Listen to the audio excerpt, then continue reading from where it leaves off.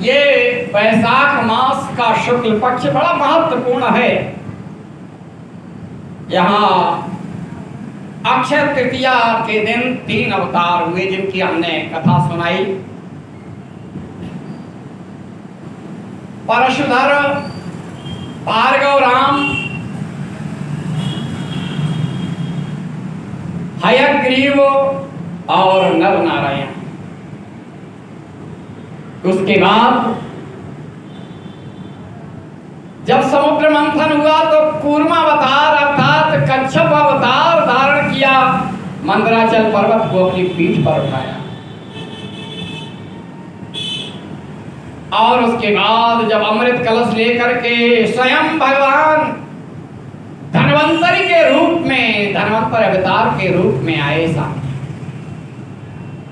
और जब अमृत के बंटवारे के लिए उन्होंने मोहनी रूप धारण किया, और वह मोहनी रूप धारण किया जब भगवान भोलेनाथ ने अपेक्षा की प्रभु हमें भी वह दर्शन कराएं, तो इतने कामातुर हो गए जिन्होंने दृष्टि मात्र से कामदेव भस्म हो गए थे, वे आज मोहिनी के उस सौंदर्य पर मोहित हो गए।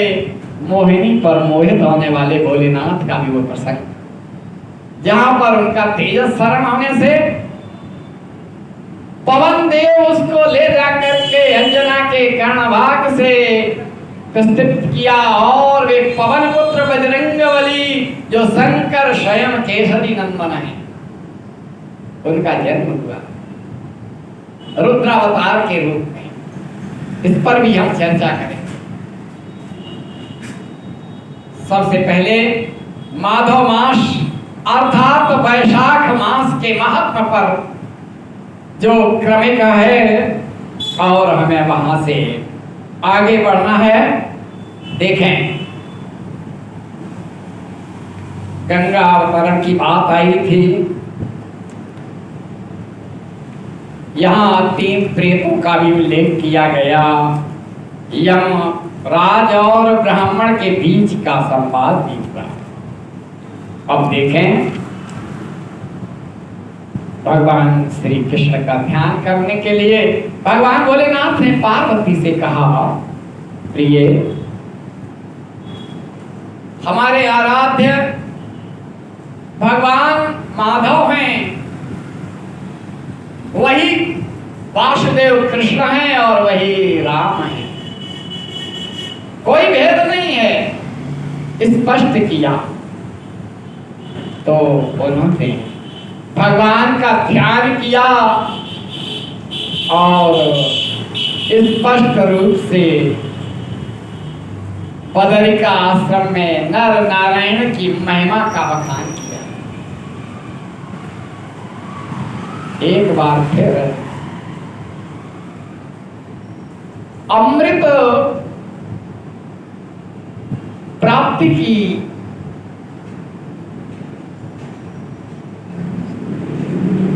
बात को जब सुनने के लिए पार्वती जी ने प्रश्न किया, तो कुछ समझ में नहीं आया कि जब हलाहल विष की बात आई तो सभी देवता आपके पास आ गए प्रभु, और आपने संसार के हित के लिए, क्योंकि हलाहल से संसार में, इस संसार में जिस प्रकार की मृत्यु का तांडव चलेगा, उससे रक्षा करने के लिए आपने विष पान कर लिया। और अमृत की जब बात आई तो एक अलग स्थिति थी। हम ये सब रहस्य जानना चाहते हैं। पार्वती ने जिस जिज्ञासा से प्रश्न किया, स्पष्ट है कि विषपान का अधिकार आपको दे दिया और अमृत पान का सभी देवता ले गए। आप भी तो त्रिदेव हैं। तो उन्होंने स्पष्ट किया कि हाँ त्रिदेव हैं, ब्रह्मा, विष्णु और साक्षात रुद्रमय। ये त्रिदेव हैं, ये अजन्मा है।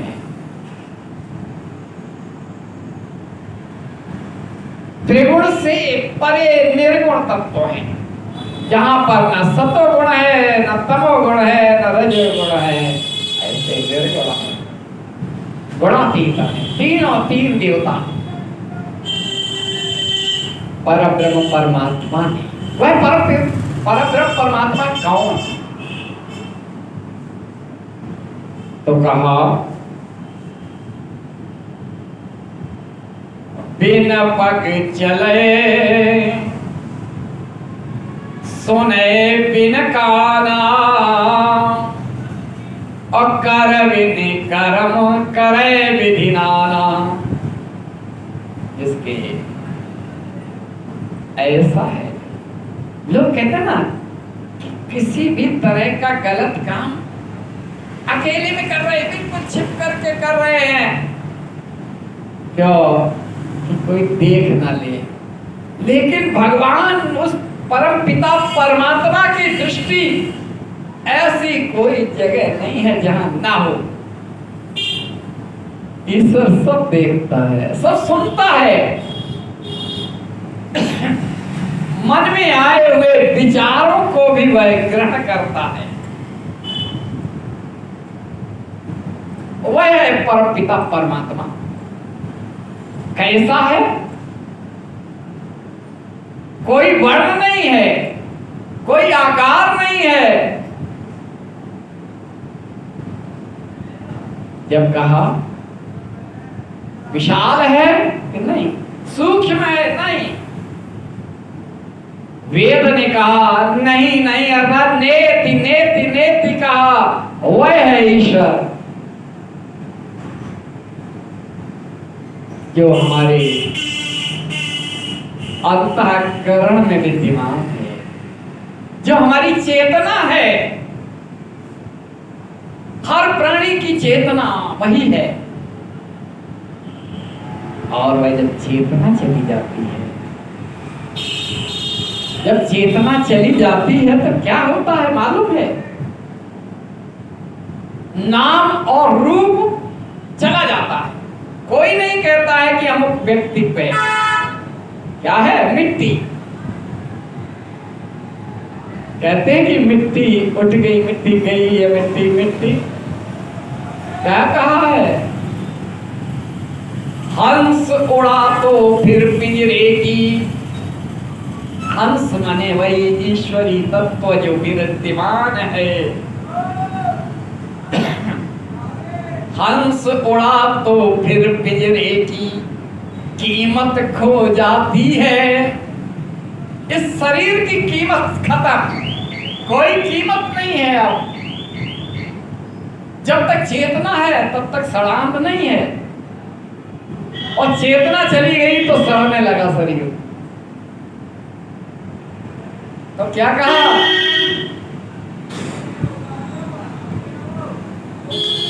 हंस उड़ा तो फिर पिंजरे की कीमत खो जाती है। इसी जगह पर दिवाली की होली हो जाती है। जल्दी निकालो, जल्दी। फिर ये होता है कि ज्यादा टाइम मत रखो, जल्दी। तस्वीर का एक जो पत्नी स्नेह करती है, वो भी अब उस शरीर से डरने लगती है कि प्रिय तो न बन के हमें न चिपट जाए। क्या बात है! तो ईश्वर के तीन विग्रह हुए। शिव पुराण में कहा, शिव पुराण की जब कथा हुई थी ना, तो ज्योतिर्लिंग के तीन हुए थे। और देवी भागवत की जब बात करी तो आदि शक्ति से तीन रूप आए। बहरहाल वह तीन रूप आए। एक का काम था, अंग्रेजी में कहते हैं ना GOD, गॉड, भगवान। जी एक विग्रह, G फॉर जनरेट, जनरेट माने उत्पादन, यदि सृष्टि करना ही उत्पादन है, उन्हें नाम दिया गया ब्रह्मा। अब किसी काम को उत्पादन करने के लिए बुद्धि की जरूरत है, तो बुद्धि की अधिष्ठात्री प्रधान प्रकृति ईश्वरीय माया जो प्रकट हुई, उन्हें नाम दिया गया बुद्धि की अधिष्ठात्री सरस्वती। दूसरा विग्रह प्रकट हुआ जिसे ओ फॉर ऑपरेट अर्थात पालन पोषण, और पालन पोषण के लिए तो भाई पैसा लगेगा, धन खर्च होगा, तो धन की अधिष्ठात्री प्रधान प्रकृति ईश्वरीय माया है, वह महालक्ष्मी है। और पालन पोषण को करने वाला जो दूसरा विग्रह है उस परमात्मा का ही है। वह कौन है? भगवान माधव हैं, विष्णु जी हैं, नारायण हैं, हरि है, चाहे कुछ कहो, वे हैं। और अंत संहार, जब किसी भी उत्पादन होगा, उसका रख रखाव होगा, तो फिर उसका जो है व्यय भी तो होना चाहिए, खर्च तो होना चाहिए, नहीं तो भंडार भर जाएगा। वो भंडार अगर कोई मृत्यु ना हो, चेतना ना जाए, सब जिंदा बने रहे, सब अमर हो जाएं, तो फिर कहाँ रहेंगे? पैदा ही होते रहे, मरे कभी ना, तो कहाँ रहेंगे? इसलिए संहार कहें, भगवान रुद्र हैं और उनकी प्रधान प्रकृति है, वे महाकाली रुद्राणी है। आज रुद्राणी प्रश्न कर रही हैं कि प्रभु आप त्रिदेव हैं, तो कहा सुनो, अब हम प्रसंग सुना रहे हैं। वक्ता है भोलेनाथ और श्रोता है पार्वती। आखिर समुद्र मंथन की आवश्यकता क्यों पड़ी? क्यों समुद्र मंथा गया? भोलेनाथ हंसे, बोले प्रिय, जब देवासुर संग्राम चल रहा था, निरंतर देवासुर संग्राम, देवताओं और असुरों के बीच में संग्राम, कहीं कहीं तो ऐसे बलवान भी ले लेते हैं कि हमें कोई स्त्री मारे, जैसे महिषासुर, और तो आदि शक्ति को अवतरित होना पड़ता है, सामने आना पड़ता है। लेकिन यहां पर क्या हुआ? देवासुर संग्राम, हमारे और आपके अंदर देवासुर संग्राम निरंतर चलता रहता। कभी सोचा है हमारे और आपके अंदर सद्वृत्ति और दुर्वृत्ति? वृत्ति क्या? आहार से विचार प्रकट होते हैं, और विचार जो होते हैं वही क्रियाशीलता में दिखाई देते हैं। तो दो तरह, एक के अंदर दुर्गुण हैं, दुष्कर्म करता है वह, दुर्गुण पैदा हो गए, और एक के अंदर सद्गुण है, वह सदाचारी है, उसका आचरण बड़ा श्रेष्ठ है। देवता, मनुष्य और राक्षस कोई भिन्न नहीं है, हम ही और आप में से हैं। जो दुराचारी होता है ना, अपराधी वृत्ति का होता है, जब उसका उल्लेख बात करते हैं तो सहजता से मुंह से निकल जाता, अरे वो तो राक्षस है।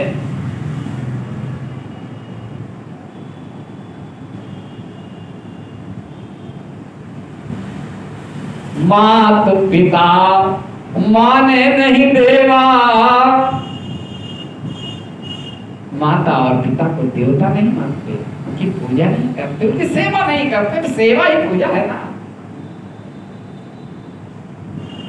और साधुन सने करवावे सेवा, और सज्जन व्यक्तियों से, सदाचारियों से सेवा कराते हैं, जिनके ये आचरण भवानी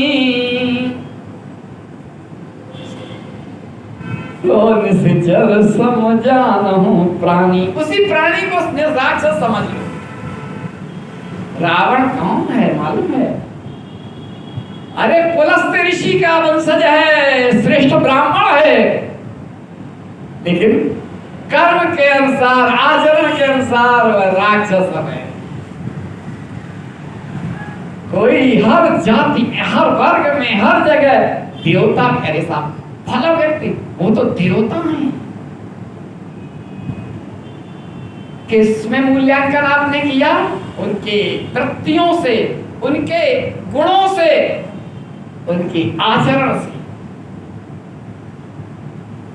आपका मूल्यांकन बस यही मूल्यांकन है। देवासुर के बीच में संग्राम चल रहा था। दैत्यों ने, दैत्यराज बलि ने पूरे त्रिलोक पर अधिकार जमा लिया। देवता तेजहीन हो गए, श्रीहीन हो गए और भाग करके हिमालय की कंदराओं में छिप गए।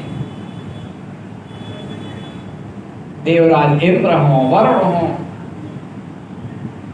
सूर्य चंद्र, यदि सारे देवता श्रीहीन है। विचार किया कुछ तो होना चाहिए।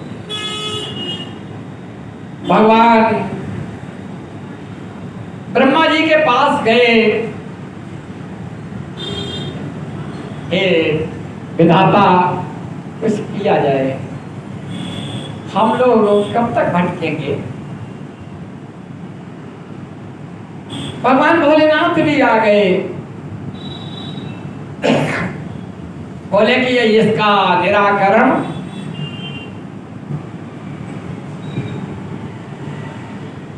नारायण करेंगे, श्री दे हरि माधव करेंगे, चला जाए।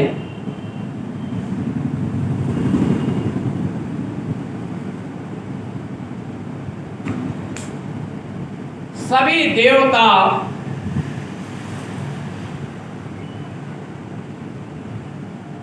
देवराज इंद्र को आगे करके वैकुंठ में गए, लेकिन भगवान के दर्शन नहीं हुए।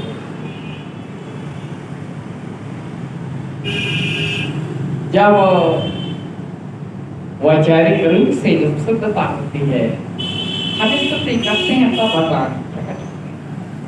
हरे व्यापक सर्वत्र समाना, और प्रेम ते प्रकट होय मैं जाना। प्रेम से प्रकट होते हैं। ब्रह्मा जी, भगवान भोलेनाथ, देवता सभी समूह में आकर के भगवान की स्तुति करते हैं। और भगवान की स्तुति करते जब हैं, एकाएक भगवान अपने उस रूप में नहीं आते हैं। कहते हैं एक ध्वनि आई, एक आवाज आई कि देवताओं क्या संकट है? प्रभु संकट तो सर्वविदित है, हम लोग निस्तेज हैं, निस्तेज हो गए हैं और राक्षसों ने हम लोगों का अधिकार छीन लिया है। तो उन्होंने कहा धैर्य रखो, बस धैर्य रखो, व्यवस्थित हो जाओगे। और आवाज बंद हो गई। उन्होंने कहा प्रभु आप प्रकट हो। भगवान प्रकट हुए। भगवान जब प्रकट हुए, घनश्याम बादलों की तरह शाम वर्ण है, कौस्तुभ मणि धारण किए हुए हैं, चतुर्भुज रूप है। कहा कि परिस्थितियां जब ऐसी आती हैं तो एकमात्र रास्ता है संधि। अब भगवान ने कहा संधि, यानी देवताओं को दैत्यों से, राक्षसों से संधि करनी चाहिए। अब तो बहुत आश्चर्य पड़ गए कि आश्चर्य की बात नहीं है। स्वयं आप लोग जाएं और समुद्र मंथन, अमृत प्राप्ति और अमृत वितरण की प्रलोभन में, और उन्होंने कहा चूहा और सांप जैसा प्रसंग। भगवान ने जब कहा सांप और चूहे का, तो क्या था? एक मदारी के टोकरी में नाग था, सांप। जो सांप था ना, और किसी तरह से उस टोकरी में एक चूहा चला गया, किसी तरह से पहुंच गया। और जब चूहा पहुंच गया तो सांप ने, यानी सांप का भोजन है, सांप ने संधि कर ली। किससे? चूहे से, कि तुम ऐसा करो, इस टोकरी को काट दो। तुम्हारे अंदर दांतों की क्षमता है कि तुम मिट्टी को काट कर बिल बना लेते हो ना, तुम्हें काटने की जाल को भी काट देते हो, तो ये टोकरी को काट दो, तुम भी बाहर हो जाओगे, हम भी बाहर हो जाएंगे। सांप ने कहा कि तुम भी बाहर हो जाओगे, हम भी बाहर हो जाएंगे, और तुम हमें खा लोगे। चूहे ने कहा अरे नहीं, हम क्या खाए, हम तो तुम्हारी वजह से हम मुक्त होंगे, हम निकल जाएंगे, तो हम तुम्हें क्यों खाएंगे, हम तो दोस्त हो गए। अब इस प्रलोभन में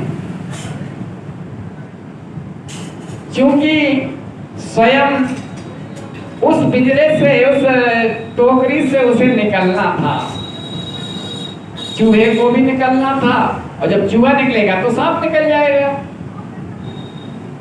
वह काटने लगा, चूहा टोकरी को काटने लगा, और टोकरी को काटा, जैसे ही कट गया, रास्ता बन गया, तभी सांप ने चूहे को खा लिया और बाहर निकल के चला गया जंगल। दुष्ट की दोस्ती। बस इसी तरह से तुम प्रलोभन दो, राक्षसों को, दैत्यों को कि समुद्र मंथन करें, दोनों लोग मिलकर के समुद्र मंथन करें, और उसमें से अमृत निकलेगा, और जब अमृत निकलेगा तो हम भी पिएंगे, आप भी पिए, और सब लोग पिएंगे, अमर हो जाएंगे, झंझट खत्म। और फिर कह देंगे कि आप अपने पाताल लोक में चले जाएं। भगवान ने बड़ी अच्छी युक्ति बताई। और जब अमृत निकलेगा ना, तो उस अमृत को निश्चित रूप से राक्षसों से बचा करके हम तुम लोगों को पिलाएंगे, ये हम गारंटी ले रहे हैं, हम वहां पर सामने आ जाएंगे। भगवान ने उपाय बताया। अब पार्वती जी को इस प्रसंग को सुनने की जिज्ञासा बढ़ गई। प्रभु अब पूरा समुद्र मंथन कैसे हुआ, क्या हुआ, क्या नहीं हुआ, क्या क्या निकला।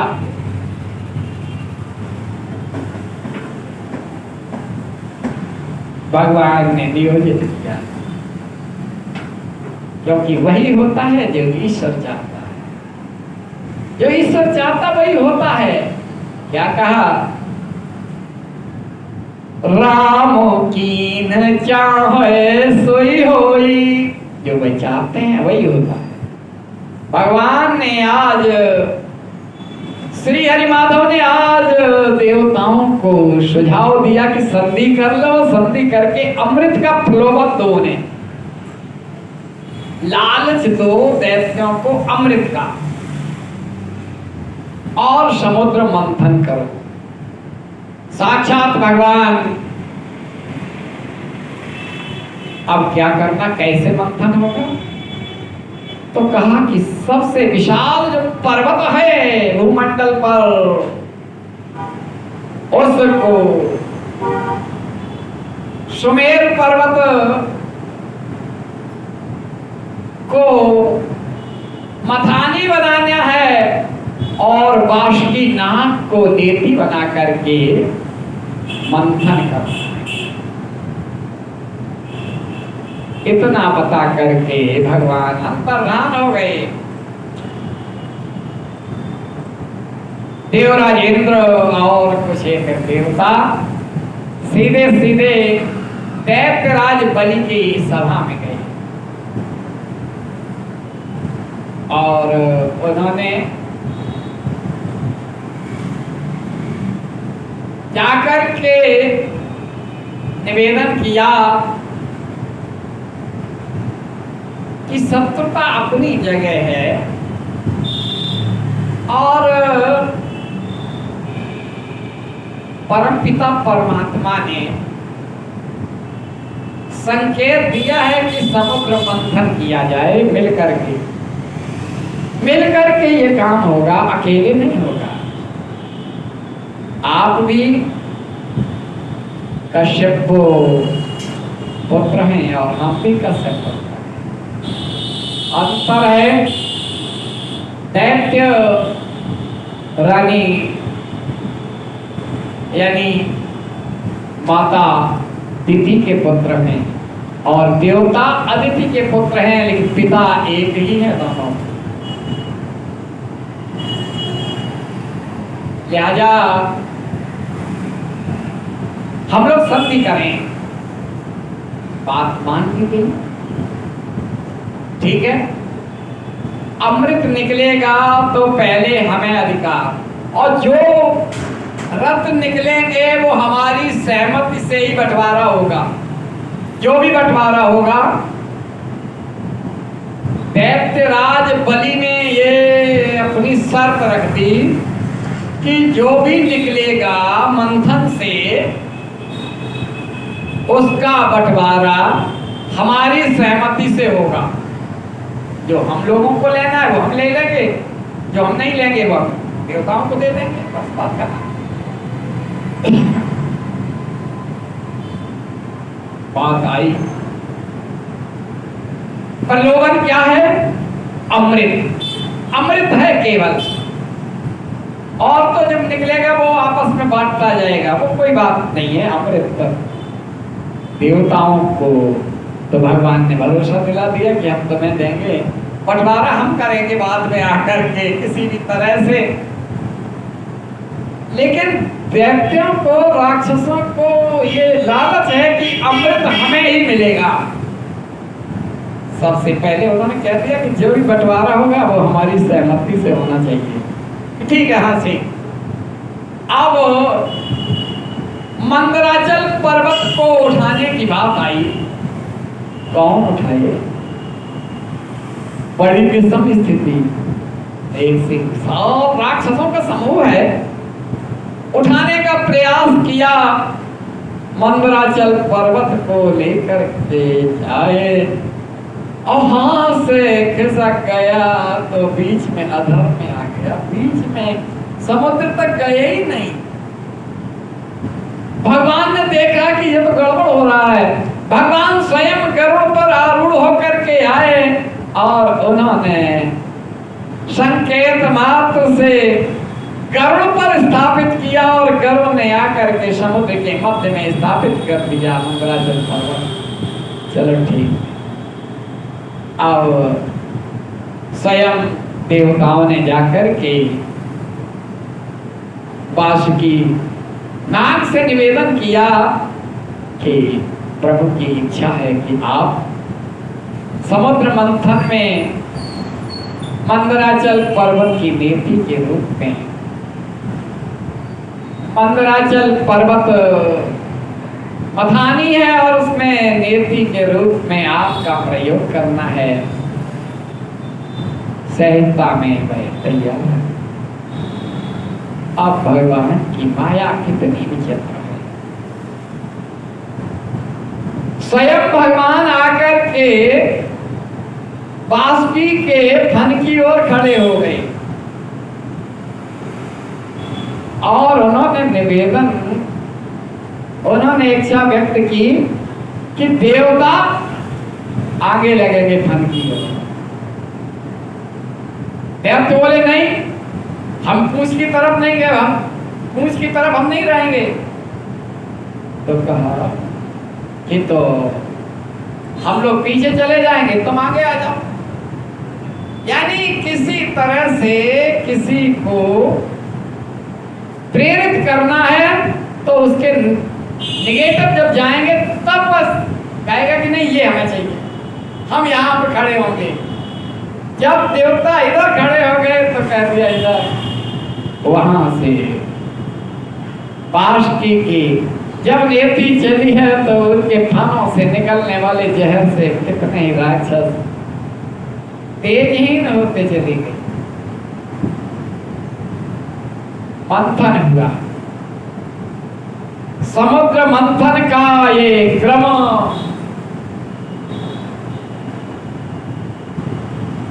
शुरू हुआ और जैसे ही मंथन प्रारंभ हुआ मंदराचल पर्वत समुद्र में डूबने लगा।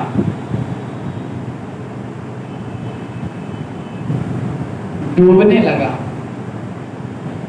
भगवान ने देखा, प्रभु ने देखा कि ये क्या हो रहा, ये तो सब अनर्थ हो रहा है।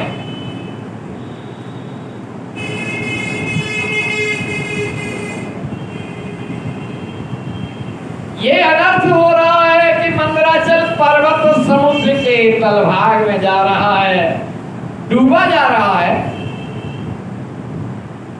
तो इसके लिए धरातल पर लाने के लिए नीचे चट्टान होनी चाहिए ना। तो भगवान ने स्वयं 1,00,000 योजन परमाप में कच्छप का रूप धारण किया। मंदराचल पर्वत कोई छोटा नहीं, सुमेरु पर्वत इस ब्रह्मांड का सबसे बड़ा पर्वत जो मथानी बना है और उसको धारण करने के लिए भगवान ने 1,25,000 योजन लंबी पीठ का कच्छप रूप धारण किया और समुद्र के तल भाग में जाकर के अपनी पीठ पर मंदराचल पर्वत को धारण कर लिया। और ये उनका ये अवतार हुआ कच्छप अवतार के रूप में, कूर्म अवतार के रूप में। बोला कच्छप भगवान की, कच्छप भगवान स्वयं कच्छप, एक विग्रह वही कच्छप भी हैं और वही मथानी में देवती को खींच भी रहे हैं। बिल्कुल उसी तरह से अब पार्वती जी ने कहा कि ये दो रूप कैसे, कि दो रूप हमेशा। जब अयोध्या में हम मदारी थे, हम ही बंदर थे और हम ही नाच रहे थे, हम ही नचा रहे थे। रुद्रावतार हनुमान जी नाच रहे हैं और स्वयं भगवान भोलेनाथ नचा रहे हैं, एक विग्रह नाच रहा है, दूसरा नचा रहा है, दोनों एक हैं। और यही तो हुआ था जब परिपूर्णतम अवतार हुआ। रूढ़वादी परंपरा को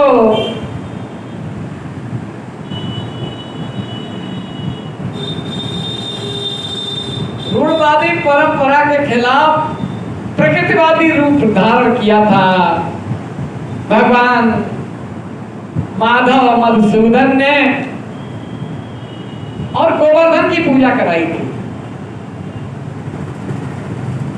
इंद्र की पूजा को रुकवा दिया और परिक्रमा कराई, षोडशोपचार पूजन कराया, पकवान खिलाया, स्वयं खिला रहे हैं और स्वयं खा रहे हैं। ऐसे है भगवान, क्योंकि वही एक रूप में गोवर्धन के रूप में भोजन कर रहे हैं और एक रूप में भोजन करा रहे हैं। कौन है? वही है, वही मंदराचल पर्वत को अपनी पीठ पर धारण किए हैं और स्वयं मधानी नेति पकड़ करके मंदराचल पर्वत को रगड़ रहे हैं।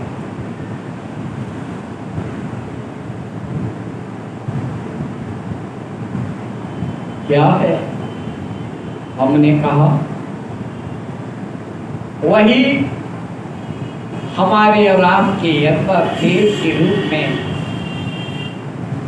चेतना के रूप में ईश्वर अंश जीव नासी विद्यमान। देवी सूक्त में क्या कहा है? या देवी सर्वभूतेषु चेतने तविधीयते। चेतना के रूप में जो विद्यमान शक्ति है, नमस्तस्यै नमस्तस्यै नमस्तस्यै नमो नमः। चेतना, चेतना ही तो सब कुछ है। और इस चेतना को सुरक्षित रखने के लिए कितने चिकित्सालय चल रहे हैं। थोड़ी दिक्कत होती है तो आयुर्वेद आयु को बढ़ाने के लिए, यानी मृत्यु को दूर भगाने के लिए ही तो ये सारी चिकित्सा व्यवस्था है। जिस समय भगवान राम विलाप कर रहे थे, लक्ष्मण को मूर्छा थी, सुषेण वैद्य को बुलाया गया। विभीषण ने बता दिया कि अमुक जगह है। हनुमान जी गए और लेकर के आ गए। आनेऊ भवन समेत तुरंत पूरा मकान ही खोद के ले आए बुलाकर। तो उसने प्रश्न किया, क्या धर्म की परिभाषा जानने के लिए कि एक चिकित्सक का धर्म क्या है। एक पुत्र का धर्म पिता की आज्ञा मानना है। एक शिक्षक का धर्म क्या है, एक कथावाचक का धर्म क्या है, एक श्रोता का धर्म क्या है। हर एक जगह धर्म ही धर्म है। तो पहला प्रश्न किया, मैं वैद्य हूं रावण के घर का, किस तरह आपका काम करूं। आपकी उनकी दुश्मनी है, हम दुश्मन के हैं। डॉक्टर, मैं वैद्य हूं रावण के घर का, किस तरह आपका काम करूं। अनुचित होगा यदि बैरी से तो दसमुख से मैं आराम करूं। जिसमें प्रत्यक्ष बुराई है वह कैसे कर्म किया जाए। हे राम आज्ञा देते हो इस समय अधर्म किया जाए। क्या ये धर्म होगा या अधर्म होगा? तो धर्म और अधर्म एक चिकित्सक का धर्म है प्राणों की रक्षा करना। वहां भेद नहीं है, लेकिन फिर भी तुम अगर भेद जानते हो तो धर्म को हम बता रहे हैं क्या है। क्या कहा? जिस धर्म पे अपना राज्य गया, पुत्र धर्म का मैंने निर्वाह किया, पिता की आज्ञा का पालन किया, राज्य चला गया। जिस धर्म पे अपना राज्य गया, श्री पितृदेव का मरण हुआ। दशरथ का मरण क्यों हुआ? वो कौन सा धर्म है? वो पितृ धर्म है। पुत्र के वियोग में प्राण छोड़े, पुत्र के वियोग। राम राम कहे, राम कहे, जिस मंत्र जब आ गए तब धर्म क्या है? जिस धर्म पे अपना राज्य गया, श्री पितृदेव का मरण हुआ। जिस धर्म पे भाई भरत छुटा, सीता प्यारी का हरण। सीता जी के मैं कहा था कि ना हिरण को मार लाओ, हम हिरण को मारने गए। ये पति का धर्म है कि पत्नी क्या इच्छा को पूर्ति करे। उनकी इच्छा थी हिरण मारने चले गए और ये सब हो गया। जिस धर्म भाई भरत छुटा, सीता प्यारी का हरण हुआ। बस उसी धर्म पर भाई भी यदि मरता है तो मर जाए, आवाज यही होगी अपनी। यहाँ धर्म नहीं जाने पाए। ये जो बात कही तब उसको समझ में आया कि चिकित्सक का धर्म प्राण रक्षा है, प्राण रक्षा है, चेतना की रक्षा है। तो समुद्र मंथन चल रहा है,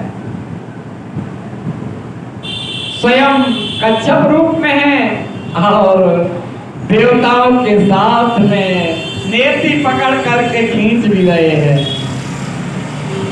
एकाएक हालात बदल गए। जितने भी जलचर थे व्याकुल हो गए, मर मर करके किनारे की ओर आने लगे। ये क्या?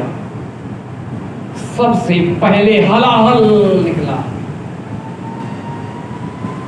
यानी सृष्टि में जिसके प्रभाव से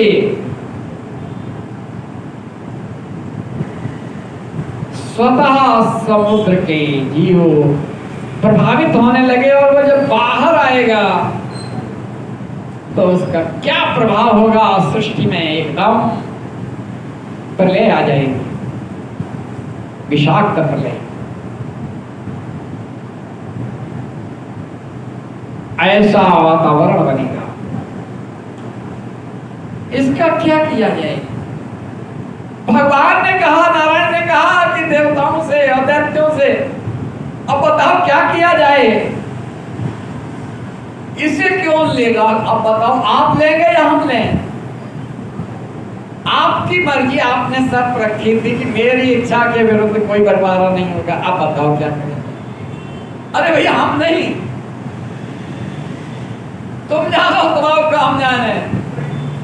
तो भगवान ने कहा कि चलो कैलाश पर चलते हैं। कैलाश पर अब पार्वती जी को भोलेनाथ बता रहे हैं कि भगवान स्वयं नारायण माधव लेकर के देवताओं और दैत्यों के समूह को दोनों पक्ष आ गए कि प्रभु भोलेनाथ ये हलाल पान कर लीजिए।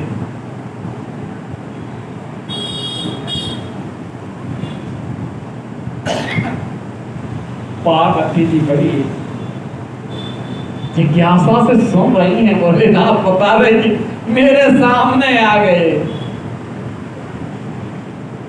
लेकिन जब जनहित का काम होता है, यही धर्म है। परहित सरिष धर्म नहीं भाई, दूसरों का हित करना ही तो सबसे बड़ा धर्म है। दूसरों का उपकार करना ही तो धर्म है। आज संपूर्ण ब्रह्मांड की रक्षा करनी है।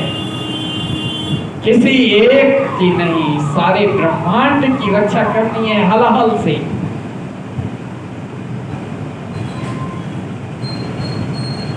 और स्वयं त्रिदेव ब्रह्मा और विष्णु अपने साथी को विषपान कराने का प्रयोग कर रहे हैं और भोलेनाथ ने विषपान कर लिया, हलाल पान कर लिया और बड़ी ही सहजता में उसे कंठ में स्थापित कर दिया।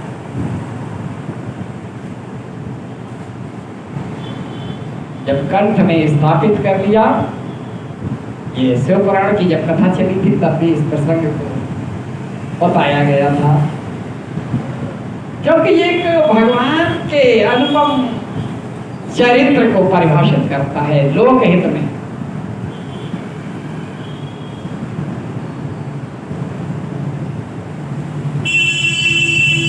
जब लोकहित की बात आती है ना, तो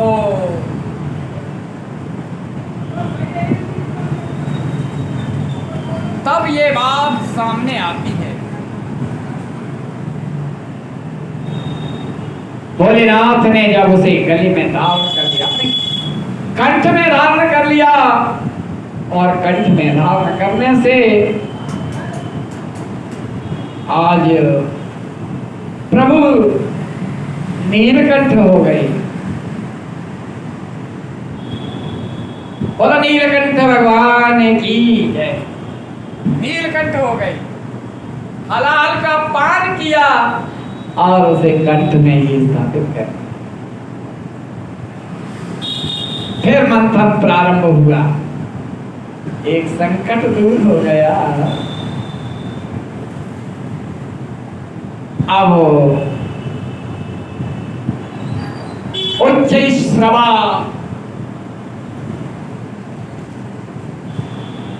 अश्व निकला, घोड़ा निकला। तो घोड़ा निकला, अब बताओ इसे कौन लेगा?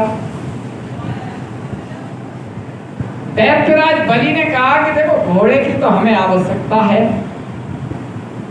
तो ये राक्षसों को दे दिया जाए। तो उच्च श्रवा जो है, उच्च श्रवा घोड़ा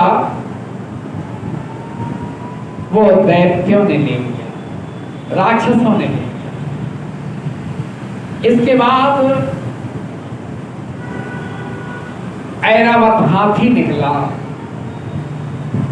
ऐरावत हाथी का क्या होगा? तो कहा कि ये देवराज इंद्र के लिए उपयुक्त होगा। अब हाथी के लिए हमें, क्योंकि राक्षसों ने कहा कि उसे भोजन बहुत ज्यादा खाना पड़ता है, हाथी नहीं। तो ऐरावत हाथी जो है वह देवराज इंद्र को इंद्रलोक में भेज दिया गया।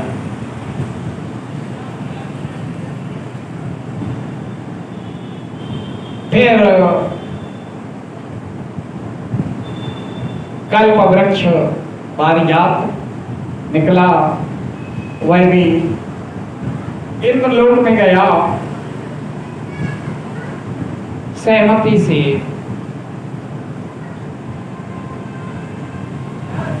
और इसके बाद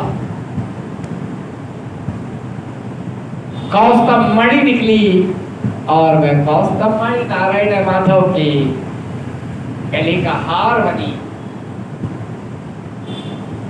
महालक्ष्मी समुद्र मंथन से प्रकट हुई। बड़ा महत्वपूर्ण ये रत्न है। अब इसका वर्णन कौन करे? तो सीधे सीधे दैत्यों ने कहा कि हे जगत जननी, आप स्वयं इसका निर्णय करें कि आप किसका वर्णन करना चाहते हैं। कोई अधिकार नहीं है, आप स्वयं जिसे चाहें उसका वर्णन कर दें। ना तो दैत्यों ने अधिकार जमाया, ना देवताओं ने अधिकार जमाया, बल्कि निश्चित कर दिया कि अब तुम जहां चाहो, जिसका वर्ण करना चाहो कर लो। तो लक्ष्मी जी ने सदा वैकुंठाधिपति नारायण विष्णु का वर्ण किया और महालक्ष्मी समुद्र से निकले हुए वो 9 उन रत्नों में शामिल है। उसके बाद जो है, जब हलाहल निकलता है ना, हलाहल जहर, और जहर के प्रभाव को सहजता में कम आंकते हुए वारुणी है, जिसे आज की भाषा में कह देते हैं ना शराब। वारुणी निकली।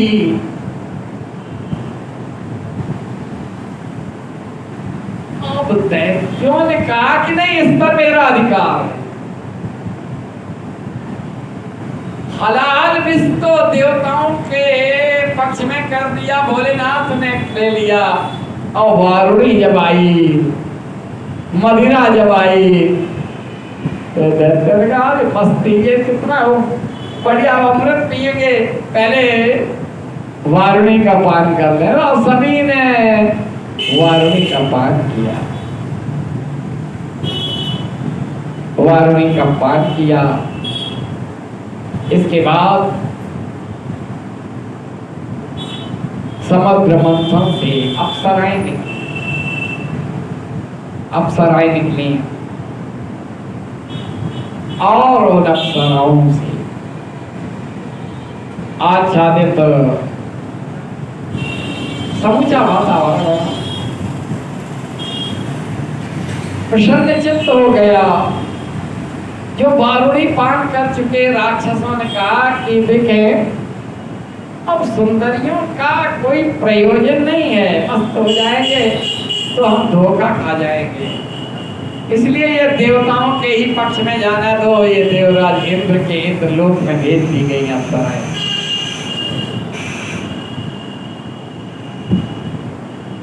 समुद्र मंथन चलता,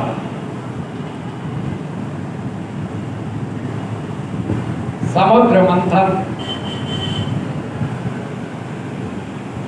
चल रहा है और रथ निकलते जा रहे। कामधेनु गाय निकली। अब सहजता में अगर हम देखें, आध्यात्मिक दृष्टि से देखें,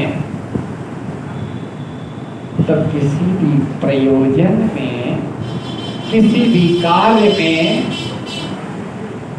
सफलता यानी सिद्धि पहली बार में नहीं होती, पहले रुकावटें आती हैं, यानी हलाहल निकलता है। समुद्र मंथन में सबसे पहले हलाहल निकला, फिर वारुणी भी निकली, शराब भी निकली, तब जाकर के अमृत की बारी आई। 14 रत्नों में अगर हम बात करें ना, तो पहला हलाहल है, और उसके बाद फिर 6 रत्न निकले, उसके बाद वारुणी आई है, और वारुणी के बाद फिर 5 रत्न निकले हैं। अब भगवान का एक और अवतार सामने आया। समुद्र से प्रकट हुए भगवान धन्वंतरी, साक्षात भगवान नारायण के ही अवतार हैं, जो चिकित्सा विभाग, चिकित्सा के आराध्य हैं, चिकित्सकों के आराध्य हैं। प्रतिवर्ष कार्तिक के कृष्ण पक्ष की त्रयोदशी को, धनतेरस को कहा जाता है कि धन्वंतरी का अवतार। धन्वंतरी अमृत कलश को लेकर के और औषधियों को लेकर के प्रकट। जैसे ही वो प्रकट हुए, अमृत कलश है, उनके हाथ में अमृत कलश है। और जैसे ही देखा और दैत्यों ने उस पर अपना अधिकार जमाते हुए धर्म भगवान धर्मोत्तरी के हाथ से उस कलश को छीन लिया। जब छीन लिया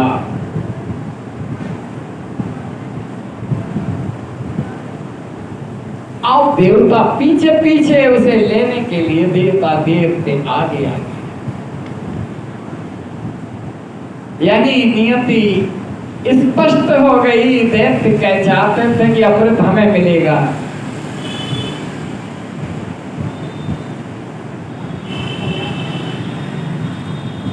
भगवत कृपा से गरुड़ जी आ गए और उन्होंने छल से उस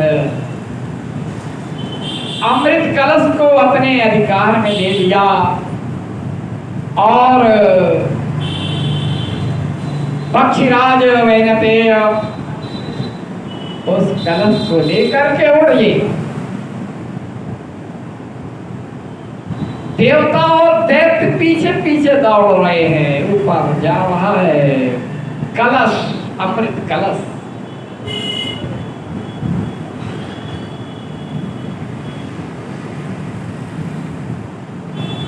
आकर के सबसे पहले मध्य क्षेत्र में उस समय सिंहस्थ कालखंड था। अवंतिका यानी क्षिप्रा नदी के तट पर विराम दिया, विश्राम किया और अमृत कलश के कुछ बिंदु वहां पर छलक गए।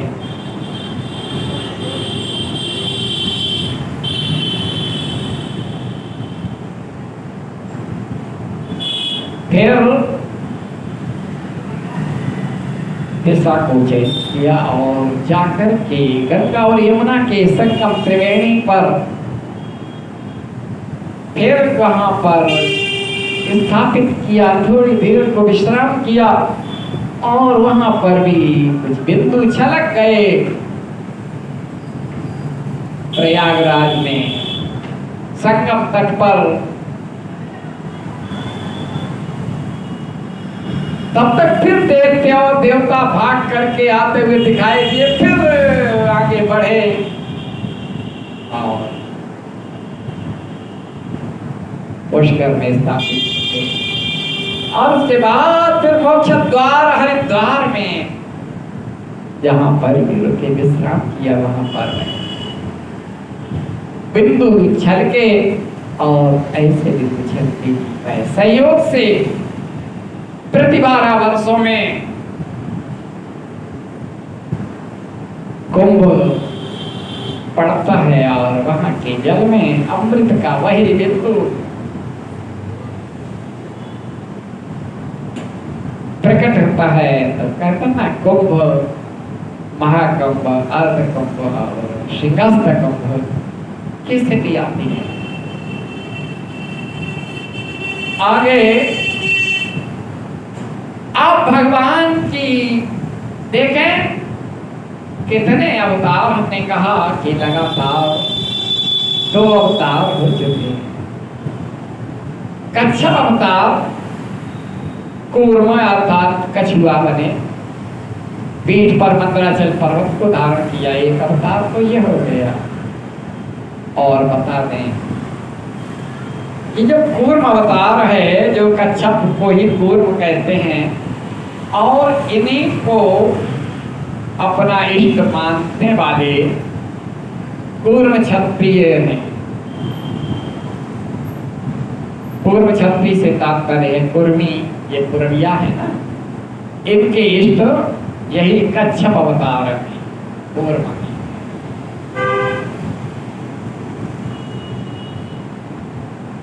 किसी से पूछ लेना कि अगर जानकार है, धर्म के प्रति आस्था है अगर किसी, तो बताएंगे कि हाँ कूर्मावतार जो हुआ है वो हमारे इष्ट है भगवान कच्छप। दूसरा अवतार धन्वंतरी के रूप में हुआ। अब तीसरा महत्वपूर्ण अवतार है कल मोहिनी एकादशी है।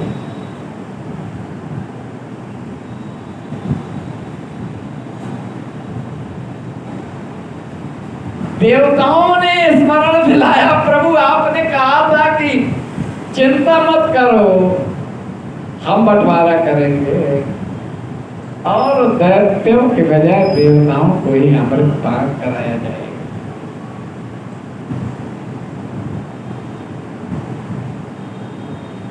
ऐसा ही हुआ। भगवान प्रकट हुए, लेकिन आज यहाँ पर अद्भुत रूप है उनका। एक लावण्यमयी सौंदर्यशाली स्त्री के रूप जो मोहित, जिसे देख करके मोहित हो जाएं सभी, वे मोहिनी रूप है। भगवान का ये समुद्र मंथन के समय तीसरा अवतार है, मोहिनी अवतार।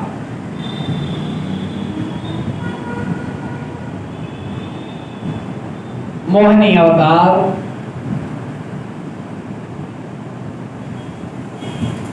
अपनी अदा और अपनी हास परिहास की बातों से सबसे पहले उन्होंने मोहित किया, तो राक्षसों को मोहित किया और पूछा, आप लोग क्यों लड़ रहे हो, क्या कारण है?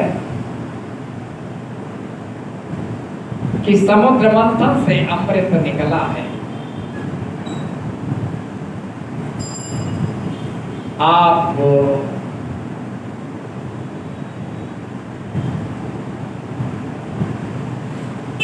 अब ये चाहते हैं कि हम पिए, जबकि हमने शर्त रखी थी कि मेरी सहमति के बिना कोई बंटवारा नहीं होगा। अब तक जितना कुछ हुआ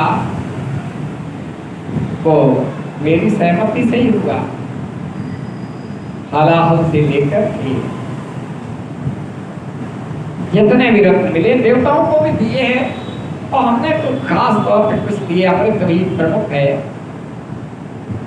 तो हंसते हुए, मुस्कुराते हुए, नूपुर की मित्र मंद ध्वनि करते हुए, और मोहिनी रूप में भगवान ने दैत्यों को मोहित कर दिया।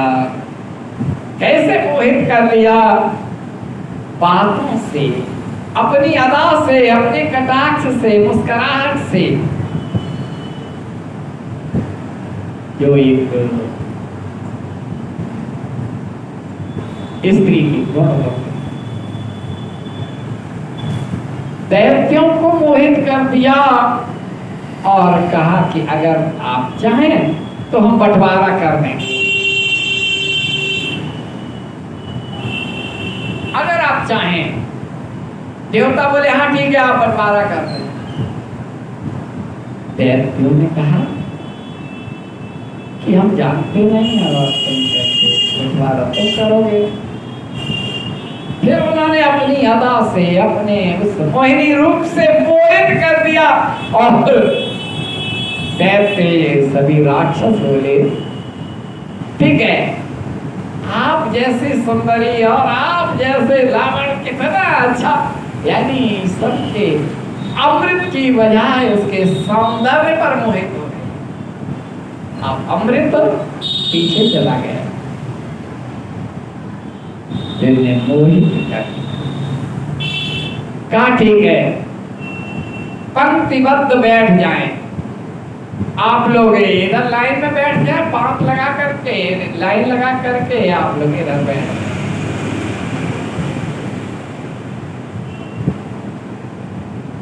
जब दैत्य पंक्ति में दैत्य लालायित होते कि इधर तो दो आकर के तो तिरछी नजर से मुस्कराते हुए कहते आ रहे हैं, ये नहीं करेंगे, आते इधर भी आएंगे क्या, पहले इधर से चल रहे हैं फिर इधर से इधर आएंगे। एक राक्षस था जो ये चाल को समझ गया और वो ब्राह्मण देवता का वेश धारण करके वह देवताओं की लाइन में बैठ गया।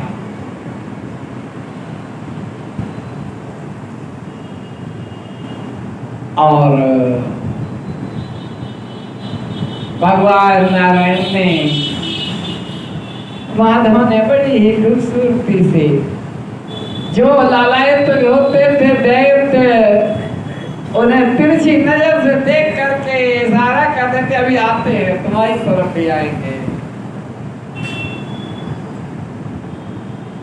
और देवताओं की पंक्ति में वह अमृत का बंटवारा कर दिया, दैत्यों को राक्षसों को वंचित कर दिया। लेकिन वह जो एक राक्षस देवता बनकर के देवताओं की पंक्ति में बैठ गया था और संयोग से वह कहाँ बैठा है, सूर्य देव और चंद्र देव के बीच में बैठा था। और सूर्य देव और चंद्र देव ने भगवान को बता दिया कि ये देवता नहीं है, ये फर्जी है, ये बीच में बैठा है, राक्षस है। तो सूर्य और चंद्रमा ने इस वास्तविकता के रहस्य को खोल दिया। मोहिनी रूपधारी भगवान केशव माधव के स्वयं उन्होंने सुदर्शन का आवाहन किया, सुदर्शन से उसका सिर काट दिया। अमृत पी चुका था, अमृत पी चुका था तो मरा नहीं। शरीर के दो हिस्से हो गए, नाम राहु था तो ऊपर का हिस्सा राहु और नीचे का केतु। ब्रह्मा जी ने उन्हें जो कि ग्रहों के मध्य में बैठा था, सूर्य और चंद्र के बीच में बैठा था,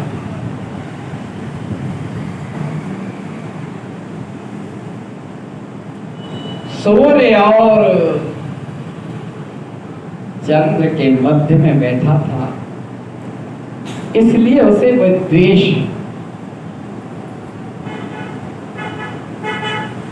उसे ग्रहों में स्थान तो मिला, लेकिन उनके अंदर एक विद्वेष की भावना बनी रही।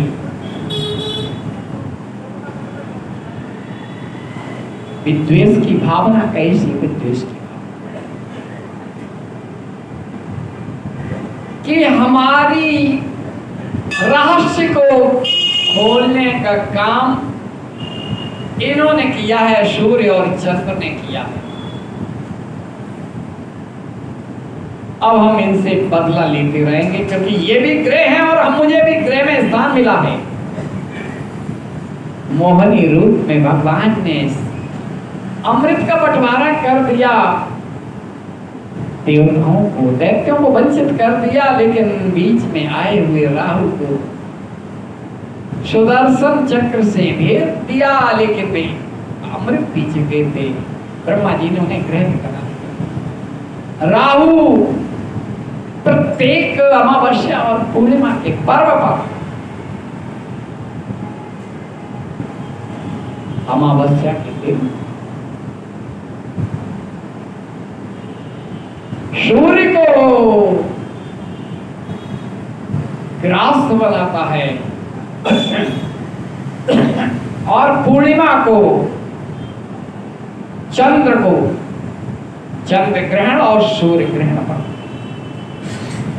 ये बदला, यानी एक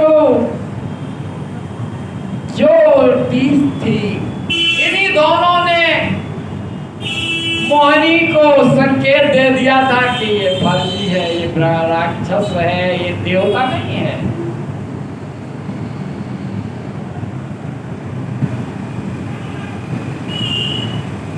कभी कभी अगर कोई किसी का भेद बता देता है ना, तो वही सीधा सीधा शत्रु हो जाता है।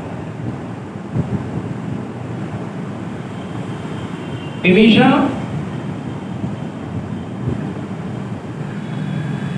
रावण भाई का शत्रु हो गया, हमने बताया। और जब अंतिम समय में युद्ध के लिए आया रावण, तो उसने भाई को ही निशाना बनाया है, विभीषण को। भगवान सामने आ गए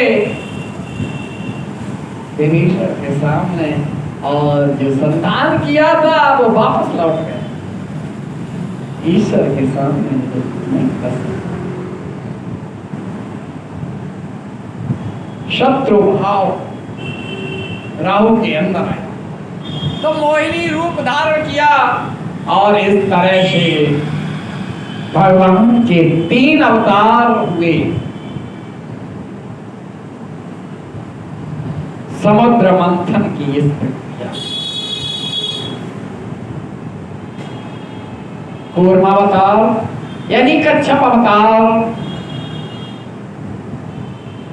जब 1.25 लाख योजन के परिमाप में जिसकी पीठ है, और मंदराचल पर्वत जिसके ऊपर टिका है। पहला कच्छप अवतार, दूसरा धन्वंतरी के रूप में अमृत कलश लेकर के प्रकट होने वाले भगवान वही है, नारायण है, माधव है, जो धन्वंतरी के रूप में आए हैं। और एक चिकित्सा जगत के वे जनक हैं, चिकित्सा जनक। आज भी धन्वंतरी जयंती, धनतेरस के दिन भगवान धन्वंतरी की पूजा आरोग्य के। और तीसरा अवतार मोहिनी अवतार, बंटवारा करने के लिए किस तरह से दैत्यों को मोहित कर दिया अपनी अदाओं से, अपनी कटाक्ष से, और अपने सौंदर्य से।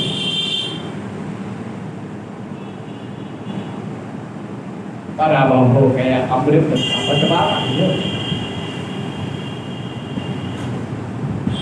अब बात करते हैं ना, कौन सी बात? पार्वती जी की जिज्ञासा जो थी वो अब शांत हो गई। जहां से प्रश्न प्रारंभ हुआ था कि प्रभु हलाहल आपको और वारुणी दैत्यों को, वारुणी मदिरा दैत्य और मदिरा में मोहित हो गए, और जब मोहिनी रूप आया तो मोहित हो गए। और अमृत देवताओं को कहा कि हम त्रिदेव में हैं। एक देव पूरा नियोजन कर रहा है, नारायण है, माधव नारायण, विष्णु जी हैं, ब्रह्मा जी उसके सूत्रधार हैं। तो जनहित में लोक कल्याण के लिए उस हलाहल को अगर मैंने पान किया है, तो इससे बड़ा कोई धर्म नहीं है। पर है तो सारे धर्म नहीं पाई। पार्वती जी ने उनके चरणों में नमन किया और कहा, प्रभु आपने जो कथानक सुनाया है, जो कथानक सुनाया है, वो अपने आप में बड़ा ही सुंदर है, जहां हमारे सभी रूप मोहिनी मोहिनी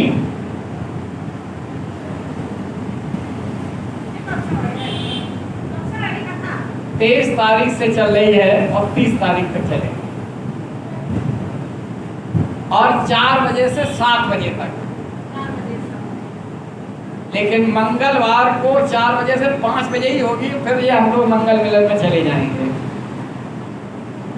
केवल मंगल को 1 घंटे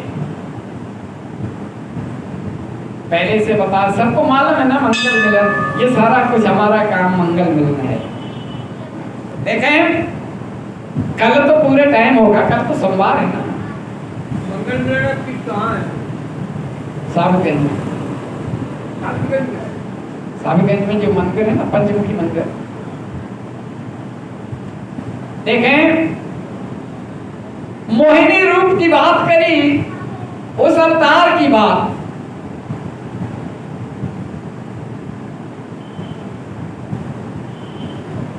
पार्वती किसे कहा? भोलेनाथ ने, प्रिय तुम्हें मालूम है कि जब तुम तपस्या कर रही थी ना, और देवताओं ने हमारी समाधि तोड़ने के लिए कामदेव को भेज दिया, और जब मेरे तीसरे नेत्र की अग्नि ज्वाला आई और भस्म हो गया था काम, सभी जानते हैं। और फिर रति को आश्वासन भी दे दिया था कि द्वापर में जब कृष्णावतार होगा तो देखो प्रद्युम्न के रूप में काम का अवतार होगा, और वो अनंत हो गए, भाव रूप में प्रकट होते हैं, शरीर रूप में नहीं। लेकिन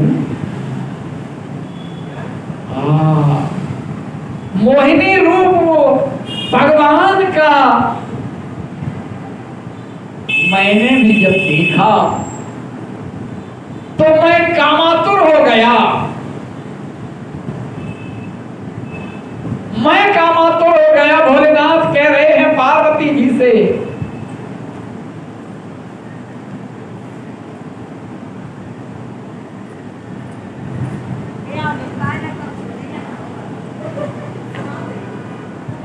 बैठो अब आज गुरुजी बगल में। अच्छा, तो कल से आइयो, कल से तो परसों को मतलब है 29 बुध और बृहस्पति 2 दिन पता चले, 30 तारीख तक है, 1-2 दिन में बहुत कुछ। हाँ, तो बताया क्या हुआ। एक दिन भोलेनाथ वैकुंठ में गए,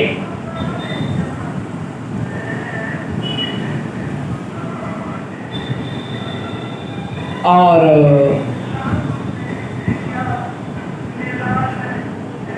जब वहां गए, माधव भगवान ने विष्णु को देखा, स्तुति की, प्रणाम किया। उन्होंने भी हमारी स्तुति किया। परस्पर देव हैं, तीनों एक दूसरे के पूजक हैं।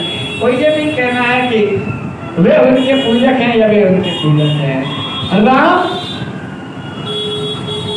शंकर जी के हृदय में है, और भोलेनाथ का भी श्री विग्रह समुद्र में पुल बनाने के पहले स्थापित किया, जहां रामेश्वरम है।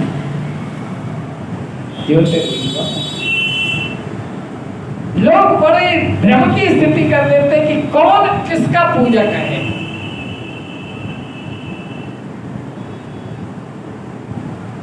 देखें, कथावाचक पूजनीय मानते हैं, लेकिन कथावाचक के लिए जरूरी है श्रोता। श्रोता पूजक है। बस इसी तरह से जैसे दुकान चलती है, दुकान व्यवसाय में ग्राहक देवता होता है, कथावाचक के लिए आप लोग देवता हैं और आप लोग देवता हैं, और देवता साक्षात देवता हैं जिन्हें हम सुना रहे हैं, महादेव। दो दिन तो कोई नहीं था, हम भोलेनाथ को ही सुना रहे थे। देखें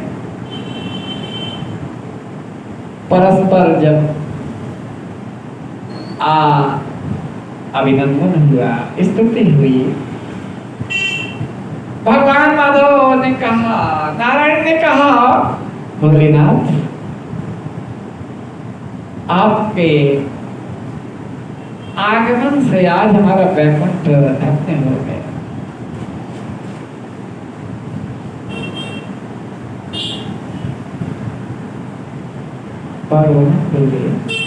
भोलेनाथ बोले, प्रभु आपके प्रत्येक अवतार के हम साक्षी हैं। आपने जब रामावतार किया तब हम आपके दर्शन करने के लिए आए थे।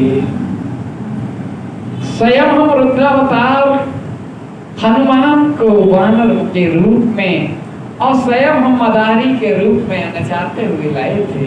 हमें नाच रहे थे, हमें नचा रहे थे आपके दर्शन।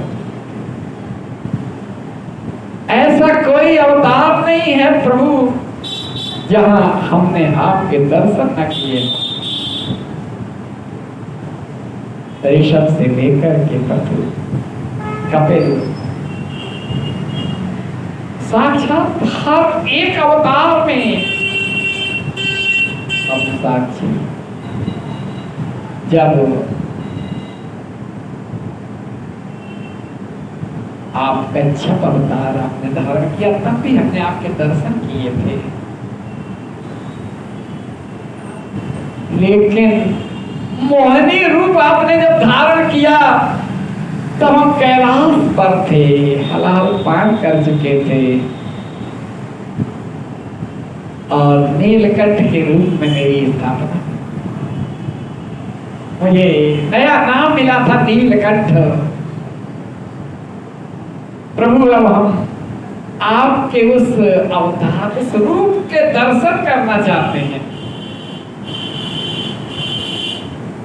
जो आपने रूप धारण किया था, दैत्यों को मोहित करके अमृत, देवताओं को अमृत पान कराया था। भगवान मुस्कुराए, बोले प्रभु भोलेनाथ आप मेरे इस रूप को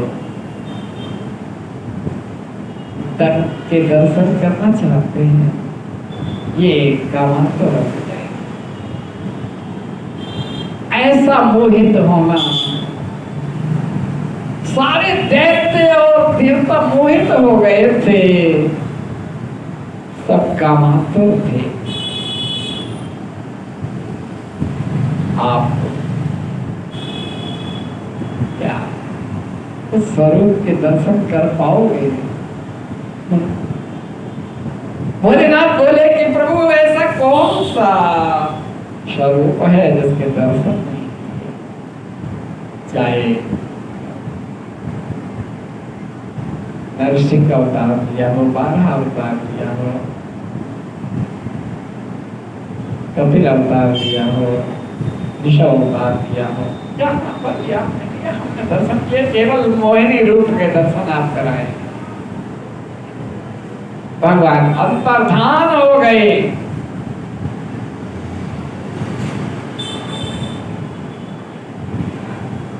थोड़ी देर में वो वातावरण बदल गया, वसंत का वातावरण बन गया।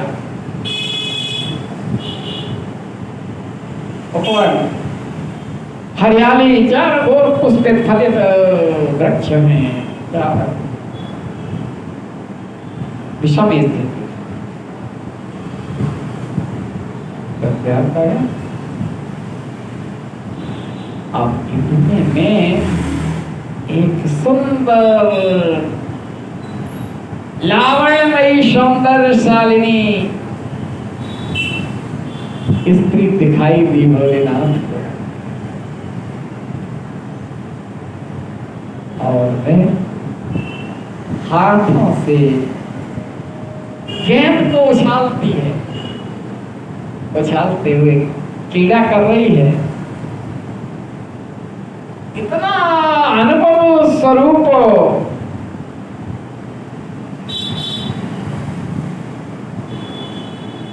स्त्री के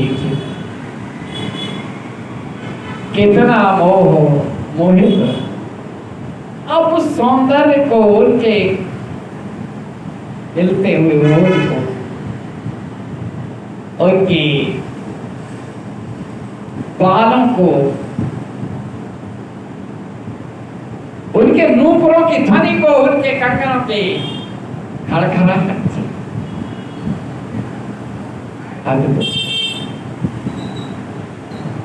खेल खेल में भोलेनाथ दर्शन कर रहे हैं उस स्वरूप का जिससे वंचित थे। उस समय न सही, लेकिन आप दर्शन करा रहे हैं प्रभु।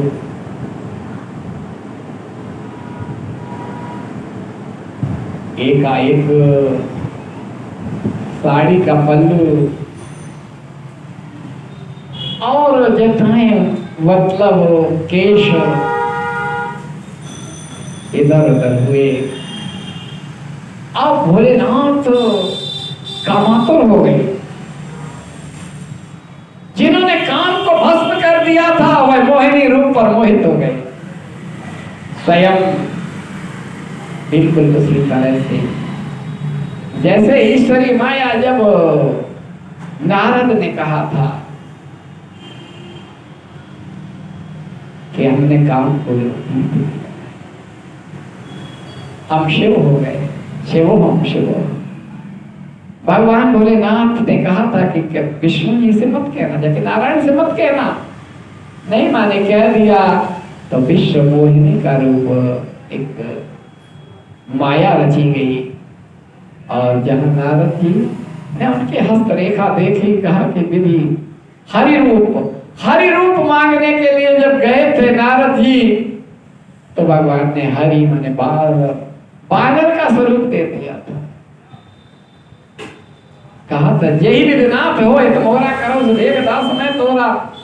वो भी कितने कामातुर हो गए थे। आज यहाँ पर मोहिनी रूप में भगवान को देख करके भोलेनाथ मोहित है।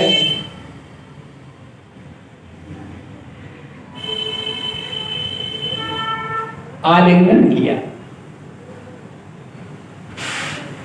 और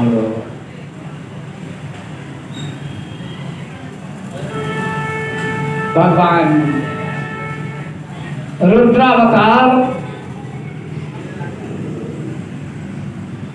रुद्रावतार के रूप में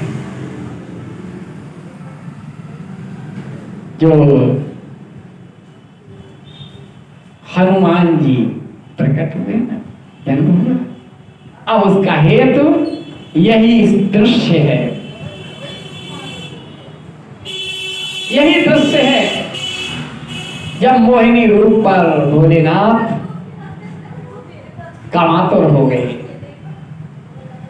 तब उनका तेजस स्खलित हुआ। उस तेजस के स्खलित होने पर वायुदेव ने के प्रवाह में वह अंजना के कर्णभाग से प्रविष्ट हुआ। तो शंकर स्वयं केसरी नंदन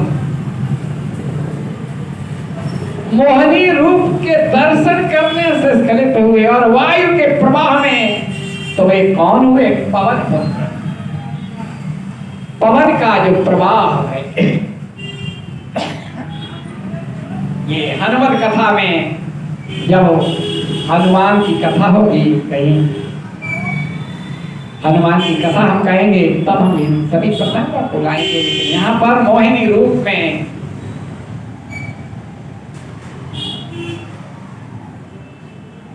जब ये पूरा बक्सर हो गया,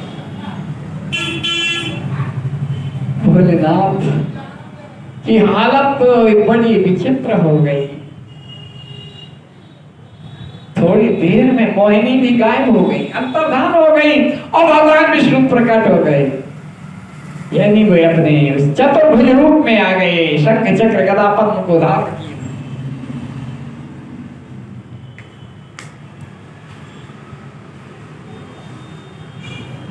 तो वहां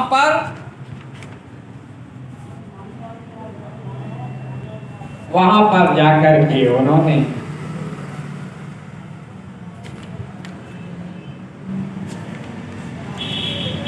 इस बात को कहा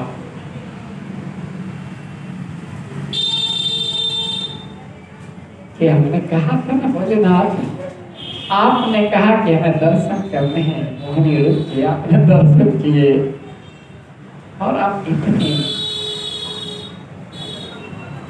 प्रभावित हुए। आप समझे कि दैत्य कितने प्रभावित हुए होंगे जब हमने अमृत वितरण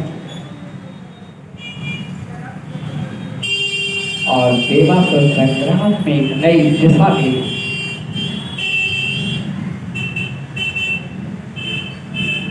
अब इस प्रसंग को सुनाते हुए भगवान भोलेनाथ ने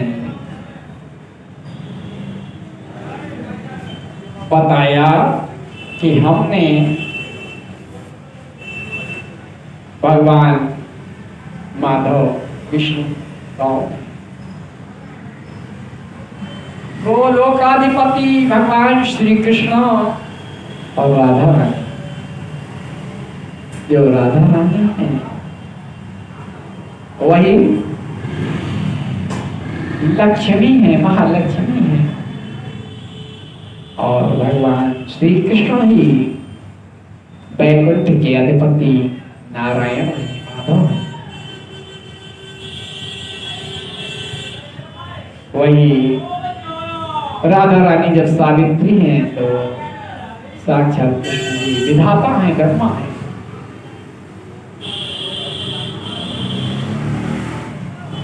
जब भगवान कृष्ण ही रुद्र हैं तो राधा रानी ही रुद्राणी। भगवान कृष्ण जब यज्ञ देव हैं तो फिर साक्षात दक्षिणा है।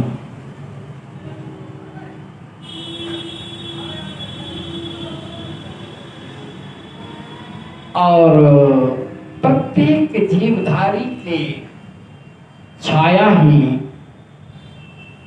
राधा है। तो यहां पर कहा कि श्री कृष्ण का श्री विग्रह जन कल्याण के लिए परिपूर्णतम है, जिन्होंने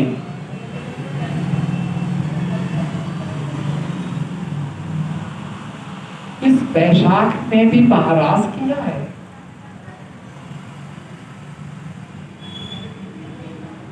मालूम है क्या है? शरद पूर्णिमा को तो महाराज को आपने सुना। महाराज कब हुई? शरद पूर्णिमा को, जब 16 कलाओं से परिपूर्ण चंद्रमा होता है, अमृत वृष्टि होती है,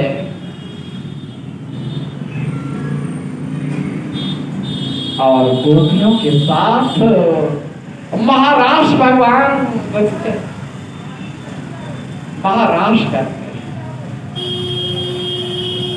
और वैशाख में भी महाराष्ट्र,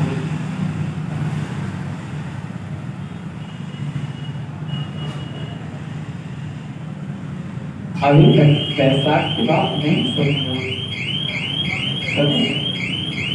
शरद पूर्णिमा की तो बात सुन सकते हैं कि महाराष्ट्र वैशाखी पूर्णिमा को अद्भुत महाराष्ट्र है। जहां 16,108 रानियां हैं और राधा रानी शायद अनंत अनंत गोपियां हैं। ये महाराष्ट्र वैशाख में हुई है।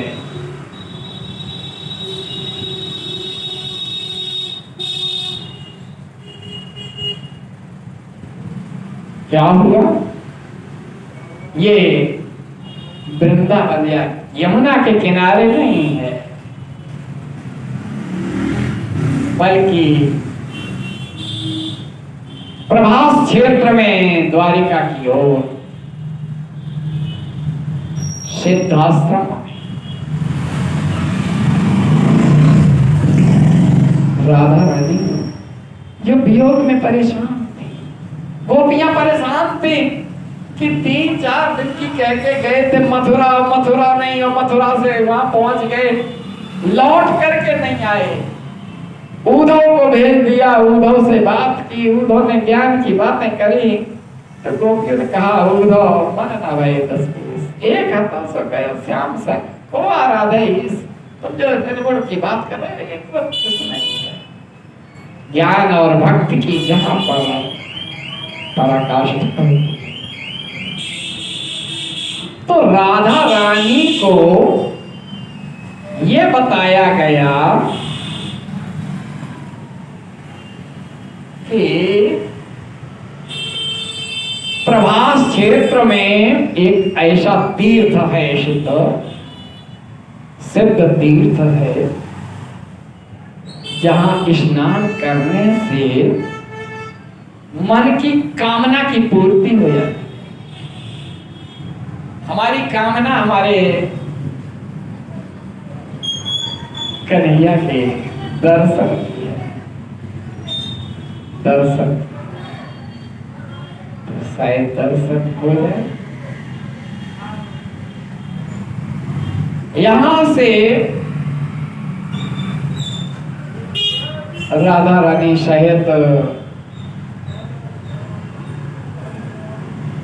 सभी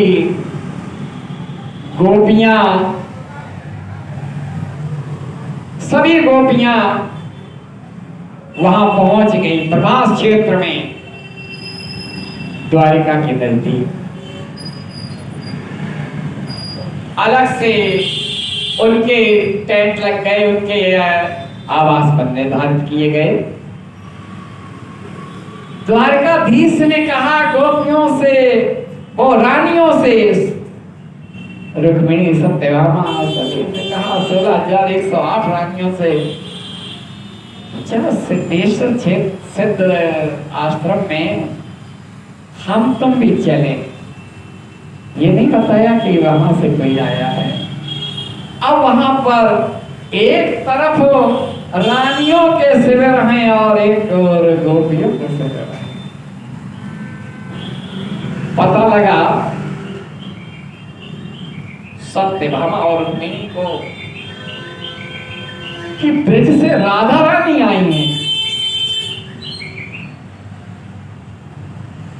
राधा रानी आई हैं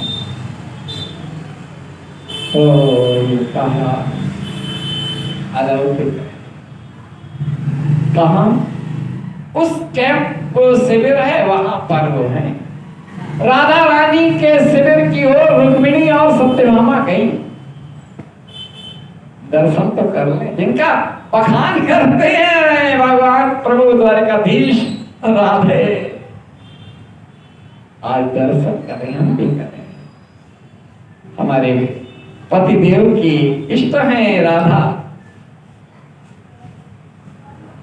गई,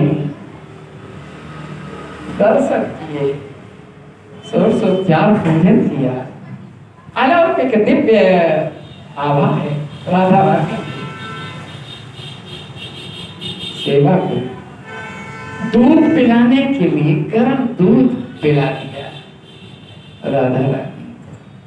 राधा रानी ने भगवान का स्मरण किया और पान कर लिया। अपने शिविर में आई ना द्वारिकाधीश, उनके पैरों में छाले, पैरों में छाले थे। प्रभु ये क्या है? रुक्मिणी ने और सत्यभामा ने निवेदन किया कि प्रभु आपके चरणों में ये क्या हुआ? देखें कैसा ये विज्ञान है, आपके चरणों में ये छाले कैसे? भगवान ने मुस्कुराते हुए कहा कि राधा रानी को तुमने जिस तरह से गर्म दूध पिलाए ना, तुम्हें मालूम होना चाहिए कि मेरे चरण उनके हृदय में वो धारण किए हुए हैं, और जब हमारे चरण उनके हृदय में हैं तो गर्म दूध से जो गर्माहट है ना, तो उनका हृदय गर्म दूध से जो हुआ, वहां मेरे चरण देखें आए, ये गुस्सा मेरे चरणों।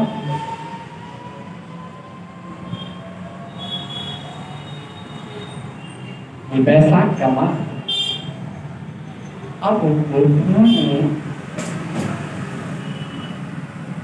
अब रानियों ने कहा,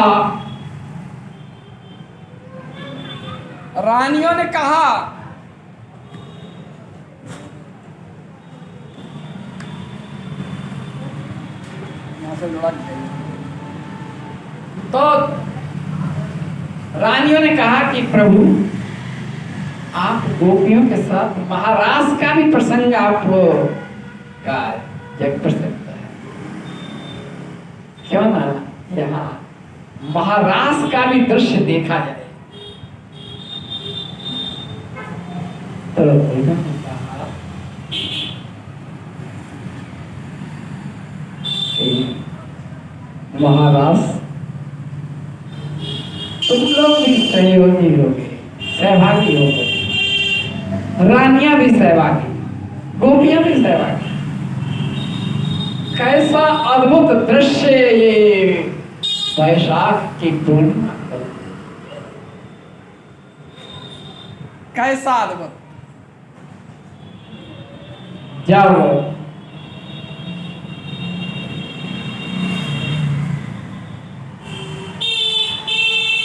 रुक्मिणी और सत्यभामा के बीच में राधा रानी, और राधा रानी और सत्यभामा के बीच में भगवान कृष्ण का एक मित्र और एक मित्र राधा रानी और रुक्मिणी के बीच। फिर गोपी और रानी और रानियां 16,108 रानियों का क्रम और गोपियों का क्रम, और सबके बीच में भगवान द्वारकाधीश इस अलौकिक महाराज, वो महाराज सिर्फ गोपियों, यहाँ पर रानी और गोपियां एक साथ हैं। ये प्रभास क्षेत्र में महाराष्ट्र वैशाख में हुई गर्ग संहिता में इसका भी उल्लेख किया गया है। जब भोलेनाथ आज वैशाख माह के संदर्भ में पार्वती जी को सुनाते हैं, जो मनुष्य वैशाख मास में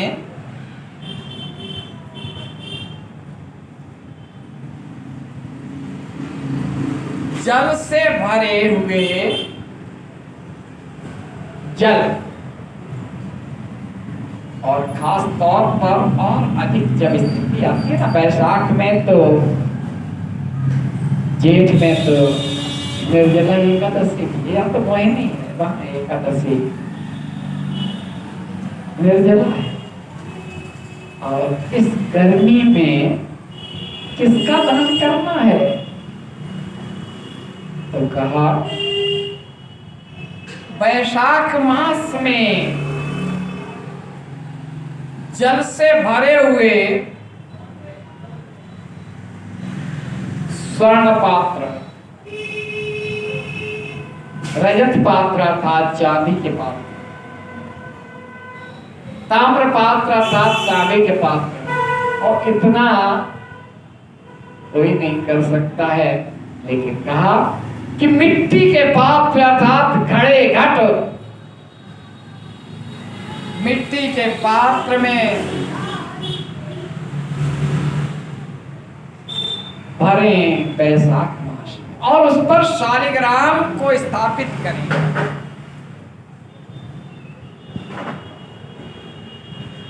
पार्वती जी को भोलेनाथ बता रहे हैं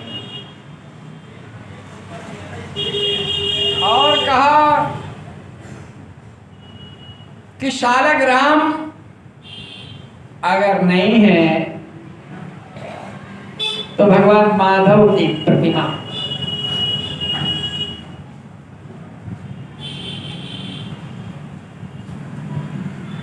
और प्रतिमा भी नहीं है तो प्रतीक रूप में, किसी भी रूप में उस कलश के ऊपर स्थापित करें। भगवान माधव की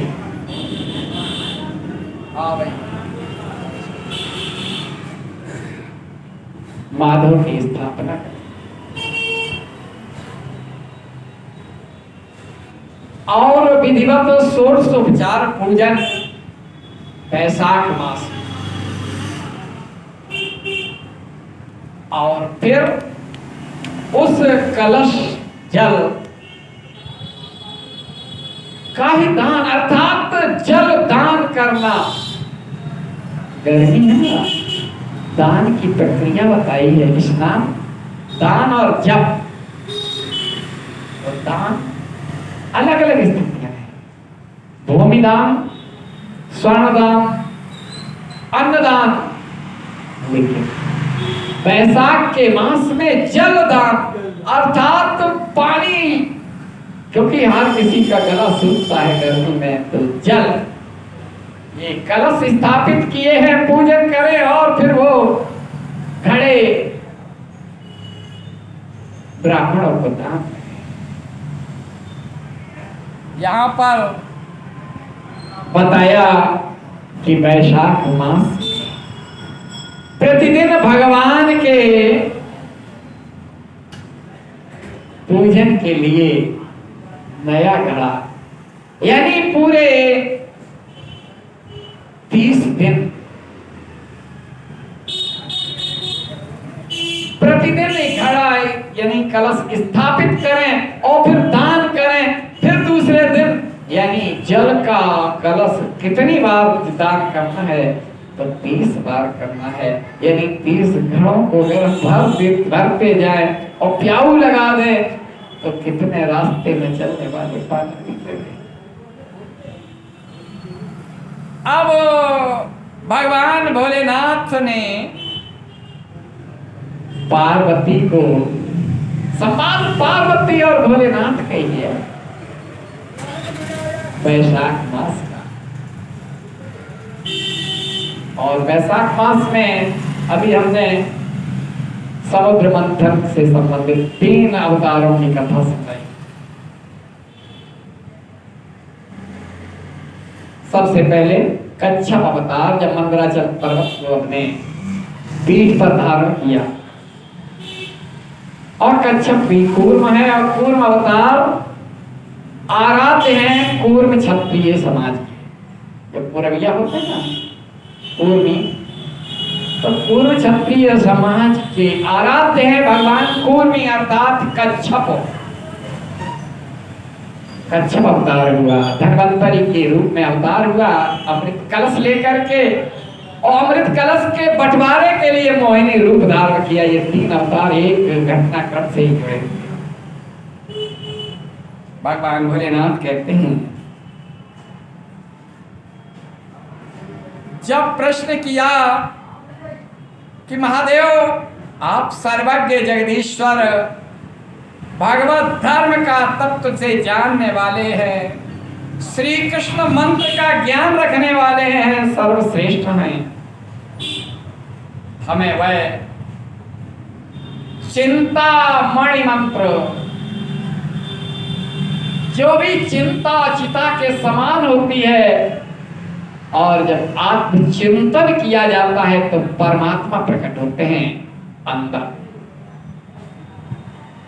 जो कहा वेदांत में कहा तत्तमसि, तो वह तुम हो, वह तुम भी हो। फिर कहा सोहमस्मि, वह मैं ही हूं। क्या है?